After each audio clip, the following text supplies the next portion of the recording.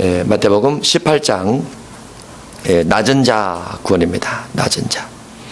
18장 1절 그때 제자들이 예수께 나와 이르되 천국에서는 누가 크니까.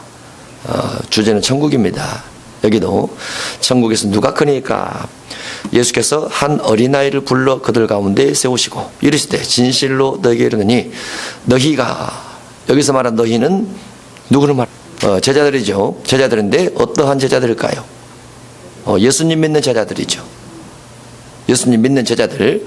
예수님 믿는 제자들인데 이 제자들은 어른인가요? 아니면 노인인가요? 어린인가요? 어른이죠. 어른이에요. 믿고 따라온 어른 그리스도인, 이렇게 봐야죠. 믿고 따라온 어른 그리스도인인 제자들에게 돌이켜서 어린아이들과 같이 되지 않으면 결단코 천국에 들어가지 못하리라.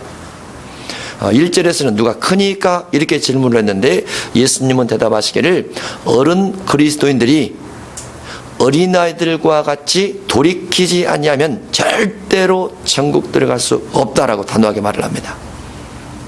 그래서 어른 그리스도인들은 어린아이와 같이 돌이켜져야만 돼요. 무엇하기 위해서? 천국에 들어가기 위해서. 결단코라는 단어는 절대를 의미합니다. 절대. 그리고 여기서 말하는 3절에서 말하는 너희라는 단어가 예수님의 제자들을 말하고 예수님의 제자들이란 믿고 따라온 제자들이라고 말이죠. 믿는 성도들이 돌이켜서 어린아이들과 같이 되지 않으면 절대로 천국은 들어갈 수 없다라고 되어 있습니다. 4절 그러므로 누구든지 이 어린아이와 같이 자기를 낮추는 사람이 큰 자니라. 1절에 대한 대답을 4절 싸고 있습니다. 그런데 4절로 가기 전에 3절에 먼저 천국에 들어갈 것을 말씀하시는데 천국에서 누가 크냐보다 훨씬 더 중요한 것은 누가 들어가느냐. 들어가지 못하면 크고 작고는 아무 소용이 없어요. 들어가지 못하면 들어가는 것이 우선입니다. 그런데 들어간 자 중에서 그 다음에 크고 낮음을 말할 수 있는데 누가 천국에서 크냐? 누구든지 이 어린아이와 같이 자기를 낮추는 사람이 큰 자니라. 낮추는 사람이 큰 자입니다. 그러면 자기를 높이는 사람은 반대로 천국에서 작은 자니라. 이 땅에서 육신적으로 크면 클수록 천국에서 작고 육신적으로 작으면 작을수록 천국에서 크고 그렇습니다. 물론 그것도 3절을 겪은 다음입니다. 천국에 들어간 다음이죠. 천국 들어가지 못하면 아무 소용이 없어요. 돌이키라. 반드시 어린아이들과 같이 돌이켜야 된다. 누구든지 내 이름으로 이런 어린아이 하나를 영접하면 곧 나를 영접함이라 해서 어린아이를 영접해야 된다고 됐는데 5절에 또 누구든지 내 이름으로 이런이라는 단어가 무엇일까요? 이런 어린아이, 자기를 낮추는 어린아이입니다. 낮추는 어린아이. 그 어린아이도 교만한 어린아이가 있죠. 교만이라는 것은 낮든지 가난하든지 병들었든지 못 배웠든지 거기에 기준이 있는 것이 아니고 남과 비교를 해서 나를 높게 생각하라고 남과 비교를 해서 남을 무시하면 교만이에요. 그래서 여기서 이런이라는 것은 자기를 낮추는 어린아이를 영접하면 그 말입니다. 무조건 어린아이 영접하면 다그다 그거 아니에요. 아닙니다. 성경은 이런 단어가 아주 중요합니다. 특히 18장 1절로 5절에 있는 단어 중에서 3절에 있는 너희가라는 이 단어는 예수 믿는 제자들, 예수님 믿는 사람들이라는 부분에서 아주 핵심이라 볼 수 있습니다. 6절입니다. 누구든지 나를 믿는 이 작은 자 중 하나를, 나를 믿는 이 작은 자가 무엇입니까? 4절에 있는 낮추는 자입니다. 낮추는 자 또는 어린아이, 낮춘 어린아이 이렇게 볼 수 있죠. 예수님 믿고 있는 이 작은 자 중 하나를 실족하게 하면, 여기서 말한 실족이란 예수님을 믿는 믿음에서 떨어지게 만들면 믿다가 낙심시켜 버리면 차라리 연자맷돌이 그 목에 달려서 깊은 바다에 빠뜨려지는 것이 나으니라. 심판이 더 크다고 말이죠. 믿는 사람을 믿는 어린이를 실족시키는 죄가 크다라고 되어 있습니다. 실족하게 하는 일들이 있음으로 말미암아 세상에 화가 있도다.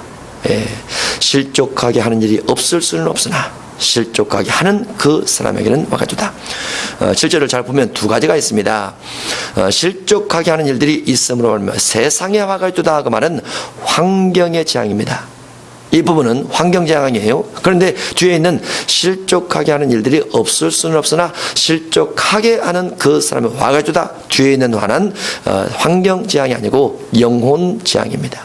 뒤에 있는 화는 영혼 재앙이에요. 사람을 실족시켰기 때문에 영혼 재앙입니다. 만일 내 손이나 내 발이 너를 범죄하게 하거든. 범죄는 무슨 범죄일까요? 예, 실족시키는 범죄입니다. 손이나 발로 손으로 때려버렸다. 그랬더니 교회 다니던 아이가 나 교회 안 다녀 해버렸다고 말이죠. 발로 차버렸다. 그래서 교회 안 다녀. 그러면 실족 범죄입니다.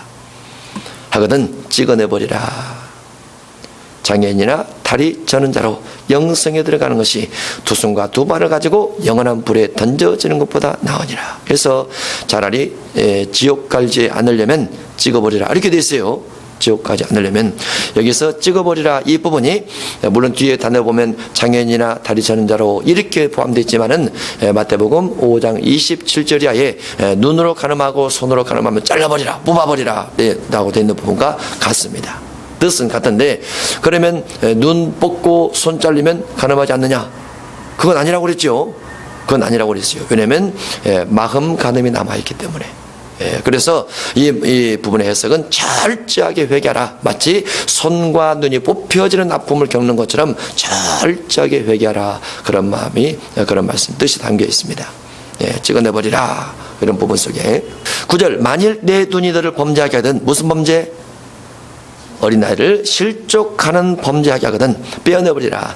한눈으로 영성에 들어가는 것이 두 눈을 가지고 지옥불에 던져지는 것보다 나으니라. 그래도 하나님의 은혜가 무엇이냐면은 이와 같은 실족시키는 범죄를 해서도 철저하게 회개를 하면 구원의 여망은 있다 볼 수 있어요. 그러나 회개치 않으면 안 됩니다. 우리가 알고도 실족시키고 모르고도 실족시킬 수 있어요. 바울이 그렇게 말을 했죠. 내가 만약에 우상 숭배 음식을 먹어서 남을 실족시키면 영원히 고기를 먹지 아니하리라. 신앙의 기준은 내가 아니고 나를 통해서 누가 실족시키면 안 된단 말이죠. 그게 문제예요. 그게 문제. 예수님을 따라가는 무리도 다 가난하죠. 근데 바울은 복음의 사명을 왕과 임금들과 그 다음에 선지자들 임금들과 이방인들에게 복음을 전하기 위해서 택한 그릇이에요. 예수님은 가난한 자 복음, 바울은 왕 복음, 왕에게도 복음이 필요하죠. 그들에게도 이제 그런 부분에서 이해해야 되는 부분이 있을 수도 있지만은 예수님의 관점에서 보면은 더 낮춰야 된다, 아주 낮춰야 된다, 낮추는 것이 필요합니다. 알고도 실족시킬 수 있고 모르고도 실족시킬 수 있는데 실족되지 않고 신앙은 덕을 위해서 있다 이렇게 볼 수 있어요. 12절 너희 생각에는 어떠하냐? 성도를 타락시키는 것, 실족시키는 것. 너희 생각에는 어떠하냐? 만일 어떤 사람이 양 100마리가 있는데 그 중에 하나가 길을 잃었으면 그 99마리를 두고 산에 두고 가서 길 잃은 양을 찾지 않겠느냐? 진실로 너에게 이르노니 만일 찾으면 길을 잃지 아니한 99마리보다 길을 잃지 아니한 99은 믿는 사람일까요? 안 믿는 사람일까요? 믿는 사람이에요. 믿는 사람. 믿는 사람. 그런데 원래는 양 100마리가 있었어요. 그러면 양 100마리가 본래가 다 믿는 사람이라고 말이죠. 믿는 성도 100명이 있는데 그 중에 한 성도가 길을 잃어버렸어요.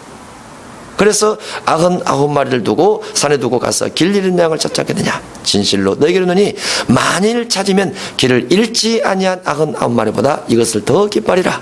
이와 같이 이 작은 자 중에 하나라도 잃는 것은 하늘에 계신 너 아버지의 뜻이 아니니라 해서 작은 자 하나도 여기서 잃는다라는 뜻은 100마리 중에서 한 마리를 잃어버렸다라는 것과 14절에 작은 자 중에 하나를 잃는 것은 이 말은 무엇 때문에 잃은 자입니까? 역시 본맥은 실족에서 연결돼서 가고 있습니다. 연결돼서. 그래서 99마리는 실족되지 않는 성도이고 한 사람은 실족될 성도인데 실족될 성도를 찾으라고 말이죠. 찾으라. 그러면 큰 기쁨이 되리라 라고 이렇게 되어 있어요. 실족된 자가 찾아졌다 이 말은 다른 말로 회개했다 그 말 같습니다. 회개했다. 이것이 누가복음 15장에 가면 탕자 비유와 연결되면서 탕자가 돌아온 것까지 포함되어 있어요. 그래서 이렇다 잘했다는 것은 회개했다, 그렇게 볼 수 있습니다. 탕자가 되어도 회개하면 주님께서 사해 주신다 볼 수 있어요. 15절, 내 형제가 죄를 범하거든. 주제가 죄입니다. 죄이고 가서 너와 그 사람과 상대에 권고하라. 만일 들으면 내가 내 형제를 얻은 것이요, 만일 듣지 않거든 한두 사람을 데리고 가서 두세 증인의 입으로 말마다 확증하게 하라. 만일 그들의 말도 듣지 않거든 교회 말하고 교회 말도 듣지 않거든 이방인과 세례가 지기라.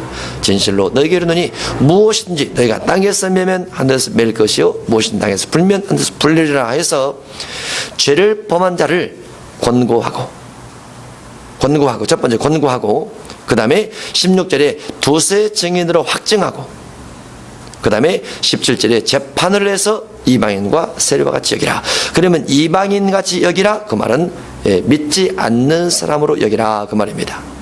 믿지 않는 사람으로 여기라.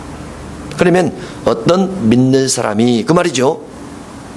어떤 믿는 사람이 죄를 범했는데 죄 범한 것을 보고 누가 가서 권고했어요.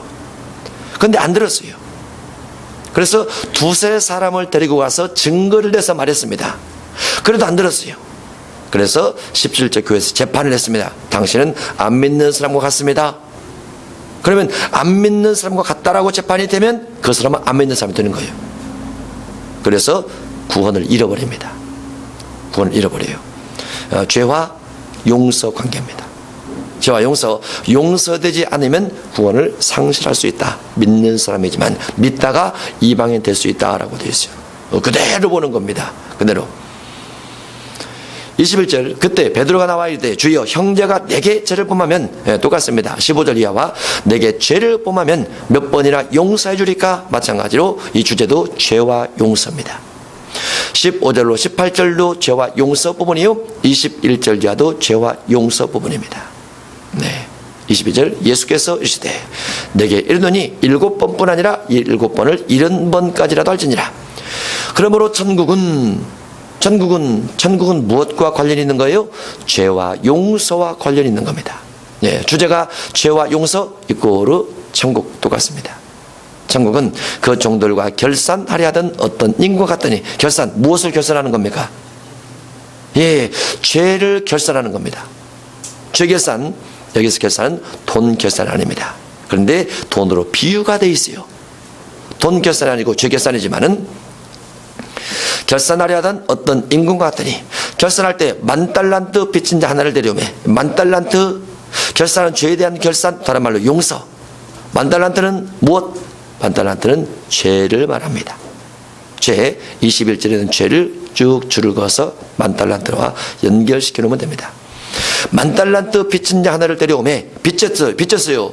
10,000달란트만큼 죄에 대해서 빚을 졌더라고 말이죠. 용서가 안 된 죄가 있더라고 말이죠. 갚을 것이 없는지라, 죄가 워낙 크니까. 그래서 이 큰 죄 10,000달란트 빚을 다른 말로 원죄라 그럽니다. 원죄. 태어나면서부터 원죄를 가지고 태어나요. 태어나면서부터.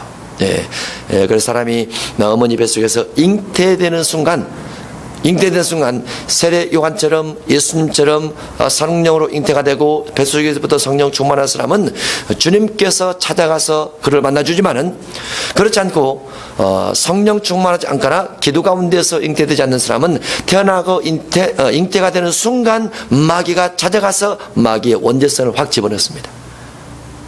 마귀 원죄성. 그래서 잉태되면서 원죄를 가지고 뱃속에서 10달을 있는 거예요. 그래서 충분한 기도, 뱃속의 10달에 충분한 태교, 아주 중요합니다. 아주 중요해요. 예, 거기서 신앙을 80% 만들어 갖고 나와요. 나오면 신앙을 만들기 어렵잖아요. 엉엉 하는데 예수 믿으라 안 되잖아요. 뱃속에 있을 때 다 기도하고 성경 읽고 찬양을 하면 다 영감으로 알아요. 아이들이. 그래서 아주 중요하죠. 태교가. 갚을 것이 없는지라 주인이 명하여 그 몸과 아내와 자식들과 모든 소유를 다 팔아 갚게 하라. 그의 모든 걸 다 팔아도 사실 갚을 수가 없어요. 10,000달란트가 돈으로 하면 엄청나게 큰 돈이기 때문에. 그 종이 엎드려 절하며 이르되 내게 참으소서 다 갚으리이다거늘 그 종의 주인이 불쌍하게 놓아보내며 빚을 탕감하여 주었더니 무엇을 탕감해 줬더니 죄를 원죄를 다 없애 주었더니 뭘로? 주의 피로 다 덮어 주었더니 그 종이 나가서 자기에게 100데나리온 그 종이 나가서 원죄 탕감받은 자가 나가서 자기에게 죄 지은 자 한 사람을 만나 그 말이죠. 그런데 이 죄가 얼마나 주냐면 100데나리온 죄예요. 그러니까 1만 달란트 원죄 사함받은 것에 비하면 3발의 피만큼 지극히 작은 죄라고 말이죠. 만나 붙들어 목을 잡고 이르되 빚을 갚으라. 너를 용서할 수 없다. 나는 비록 원죄가 사함받았지만 네 죄를 절대로 용서할 수 없다. 조금 지은 죄 가지고 그 동료가 엎드려 간구하리되 나에게 참아주소서 갚으리다되 이에 허락하지 아니하고 이에 가서 그가 빚을 갚도록 옥에 가두거늘 그 동료들의 그것을 보고 몹시 딱하게 여겨 주인에게 가서 그 일을 다 알리니 이에 주인이 그를 불러다가 말하되 악한 종아. 왜 악한 거예요? 용서받은 자가 용서할 자를 용서하지 않으니까 악한 종이에요. 돈으로 하면 다 그렇게 많은 돈을 탕감받은 자가 남의 자기에게 조금 죄 지은 사람을 용서치 아니하니까 악한 종이다. 내가 빌기에 참 대단하죠. 원죄는 은혜로 사함받는 거잖아요. 그죠? 하나님의 100% 은혜로 사함받고 우리의 공로가 전혀 없는 거잖아요. 그런데 뭐라고 써졌어요? 내가 빌기에 내가 기도하기에 그렇게 써졌죠. 기도하기에 내가 내 빚을 전부 탕감해 주거늘. 이 전부에 대한 동그라미 쳐야 됩니다. 전부 아주 중요해요. 원죄는 100% 탕감받습니다. 우리 공로가 전혀 없이. 그래서 십자가 강도가 낙원에 있으리라 할례주야죠. 십자가에서 주님을 고백하고 주님을 신하고 자기 죄를 인정하면서 낙원에 가버려요. 왜 갔느냐? 주님 만나서? 아니에요. 죄가 사함받아서 가는 거예요. 죄가 사함받아서 전부 탕감해 주거늘. 예수 믿는 순간 원죄가 사함받습니다. 전부 탕감해 주거늘. 내가 너를 불쌍히 여긴 것 같이 무엇으로? 은혜로 자비로 긍휼로 십자가의 보혈의 피로 불쌍히 여긴 것 같이 너도 내 동료를 불쌍히 여김이 마땅치 아니하냐. 내 동료 너에게 죄 지은 사람을 용서해 줌이 마땅치 아니하냐 하고 주인이 노하여 그 빚을 다 갚도록 그 빚을 무슨 빚입니까? 원죄를 다시 내놔라 그 말이죠. 그죠? 이미 탕감받은 원죄를 다 내놔라. 1만 달란트를 다시 내놔라. 아니 원죄 탕감받은 데 다시 내놓으라고 하는 사람이 어디가 있어요? 여기 있죠. 그죠? 우리 일반적으로 생각을 하면 말도 안 되는 거예요. 분명히 윗부분에서 천국을 그렇죠. 천국이라고 되어 있죠. 그리고 그 윗부분에 죄와 용서 되어 있어요. 죄와 용서 그 다음에 이것이 반드시 천국과 관련됐는데 죄가 2번 나옵니다. 1만 달란트 죄하고 100데나리온 죄가 2가지가 나와요. 그것은 원죄와 자범죄를 말하고 이 부분에 대한 비유로 요한복음 10서 이미 목욕한 사람은 발만 씻으면 되느니라 해서 원죄 씻음과 자범죄가 따로 기록되어 있다는 거. 그런데 원죄 사함받는 사람은 영원히 천국간다 이렇게 가르치면 안 됩니다. 그러면 성경이 안 맞잖아요. 죄와 용서 1만 달란트 100데나리온 이렇게 되어 있기 때문에 주님은 죄 문제를 달아요. 창세기 3장 14절 이후부터 계속 계시록 20장 벽보자가 끝나는 20장 11절 이하까지 모두 다 죄를 달아요. 성경은 죄를 위한 책이에요. 죄를 해결받기 위한 책. 구약의 모든 짐승제들은 제사장을 먹여 살리기 위한 부분이 아니고 죄 문제를 해결하기 위한 부분이라는 거. 예수님의 십자가는 십자가 피 속에 여러 가지 유월절 양의 대속의 피, 그 다음에 화목제물의 피, 속죄제물의 피, 속건제물의 피, 아사의 피를 있는데 이 모든 것이 원죄와 자문죄로 다 들어갑니다. 유월절 양은 원죄에 대한 삶, 그 다음에 화목제, 속죄제, 속건제, 아사셀은 자범죄에 대한 삶이에요. 그래서 레위기 1장 번제 2장 3장 속죄제 속건제 가면서 너희 중 하나님의 율법 중 하나 하나님의 그 계명 중 하나를 부재 중에 범해서 죄를 범하였거든 속죄 제물을 드리라. 너희 중 하나가 부지 중에 죄를 범했다.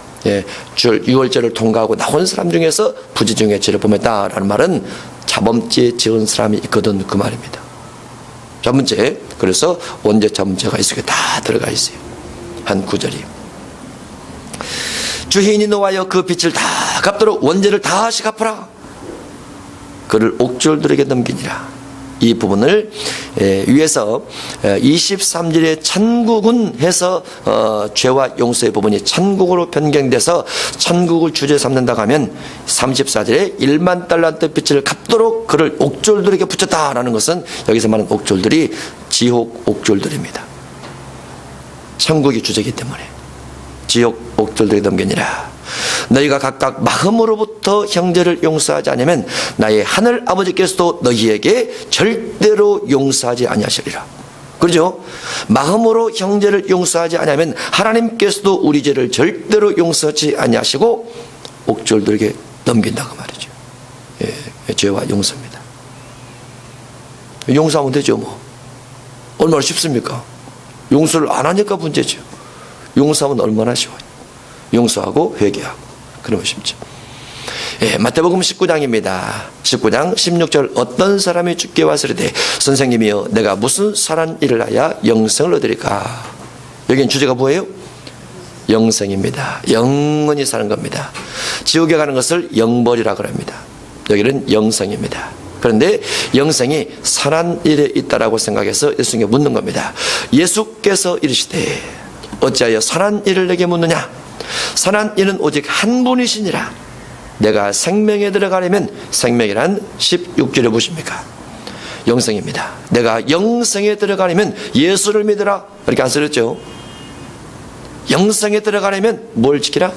계명들을 지키라 라고 되어 있어요. 예, 영생을 들어가는 조건이 계명입니다. 계명들을 지키라. 이르되 어떤 계명입니까? 왜 물을까요? 영생 얻고 싶어서. 예수께서 이르시되 살인하지 말라. 그러면 영생을 얻으려면 뭘 하면 안 돼요? 살인하면 안 돼요. 자, 신약살인 있죠. 신약살인 요한일서 3장 15절 형제를 미워하는 자마다 살인하는 자니. 미워하면 살인입니다. 그래서 우리가 그런 말하죠. 미워도 다시 한번 사랑하자. 미워하면 안 돼요. 왜 미워하면 안 돼요? 영생을 얻을 수 없으니까. 사랑해야 된다. 그 다음에 마태복음 5장 22절 있죠. 살인 뭐하면 노하거나 나가라거나 미련한 놈이라 하면 이 네 가지가 살인의 범죄에 들어 있습니다. 시작은 간음하지 말라. 왜 간음하면 안 되죠? 간음하면 영성을 상실해요. 간음, 구약의 간음은 몸 간음이지만 신약 간음은 몸 간음, 마음 간음, 마음 간음을 음욕 간음이라 합니다. 그 다음에 재혼 간음, 그리고 이혼 간음, 그리고 상대방에게 재혼할 기회를 주는 간음, 그리고 물질신을 섬기는 간음, 그리고 이방신을 섬기는 간음, 간음 종류가 그렇게 있습니다. 그렇게 간음하지 말라. 간음하면 영생에 지장이 있다고 말이죠. 도둑질하지 말라. 구약은 남의 물건을 훔쳐오는 것이 도둑질이지만은 신약은 마태복음 6장 19절 이하에 보물을 땅에 쌓아놓고 자기가 다 갉아먹으면 도둑질이라 라고 되어 있어요. 거짓 증언하지 말라. 거짓 증언이란 거짓말을 말하지만은 마태복음 7장 15절 이하에서 거짓 증언이란 거짓 선자, 거짓말로 말씀을 가르치는 자이다 라고 되어 있습니다. 거짓 증언이란 말씀을 듣기만 하고 말씀의 행함을 가르치지 않으면서 본인도 행하지 않고 행함을 가르치지 않는 사람을 거짓 선지자라고 되어 있습니다. 내 부모를 공경하라. 구약은 내 부모를 공경하라. 왜냐하면 다 믿는 부모이기 때문에. 신약은 주 안에서 내 부모를 공경하라. 신약은 이방인에게 복음을 전파되면서 안 믿는 부모가 생기고 안 믿는 자녀가 생기기 때문에 주 안에서 부모를 공경하라. 이 주 안에서 부모를 공경하는 것이 신명기 14장에 보면은 권속 11조가 거기에 들어갑니다. 부모님에게 용돈 드려야 돼요. 안 드리면 안 돼요. 용돈 드려야 돼요. 부모님 거 다 갖다 쓰더라도 용돈도 드려야 돼요. 부모님이 재산이 많고 내가 적으면 부모님이 주는 것이 더 많죠. 그래도 내가 할 돈을 내야 돼요. 그래도 용돈 드려야 돼요. 인격으로도 사랑하고. 부모님 돈 재산 많다고 욕심내면 안 돼요. 유산을 욕심내면 누가복음 12장에 근거를 해서 탐심이라. 그렇게 되어 있어요. 내 이웃을 내 자신과 같이 사랑하라. 그러면 무엇이라고요? 영생을 얻으라고 말이죠. 내 이웃을 내 자신같이 사랑하라.